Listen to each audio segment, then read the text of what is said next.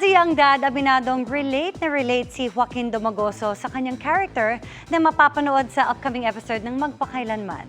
Makichika kay Lars Santiago.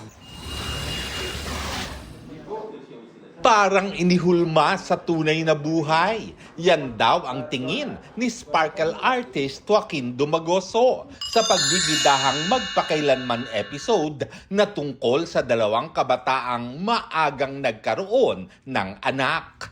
As a young dad, relate na relate si Joaquin sa mga kinukunang eksena. It's like the same template, different font, kumbaga. Or same font, different template. Yung mga pinagdaanan ko or pinaghugutan ko, yun nangyari po talaga.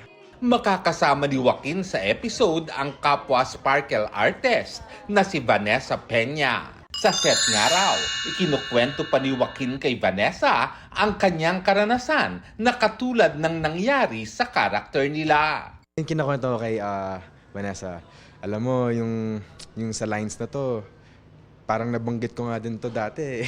Ganyan, parang ganon. And then, she was telling me na, yeah, it's tough.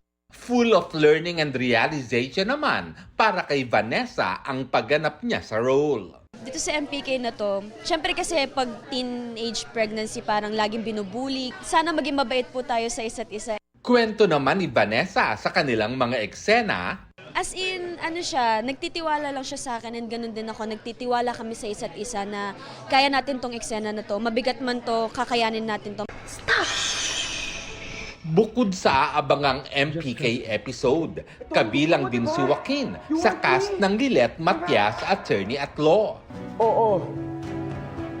May nangyari sa aming dalawa. Natutuwa nga raw siya sa mga project na ibinibigay sa kanya ng GMA dahil challenging ang mga role. Yung character ni Ino, for sure kabadong-kabado na ngayon sa mga nangyayari. Kasi naglalabasan na lahat ng mga totoo or hindi. Samantala, thankful din si Joaquin sa natanggap niya kamakailan na Herman Moreno Youth Achievement Award mula sa FAMAS. Thankful ako na yung legacy ni Tito Germs abot pa rin sa akin. And of course, alam niyo na po yun yung gaano po nagtulong ni Tito Germs sa buhay ni Papa. So thankful lang po ako na nirecognize po ako ng FAMAS for this Herman Moreno Youth Achievement Award. Lars Santiago, updated sa showbiz happening.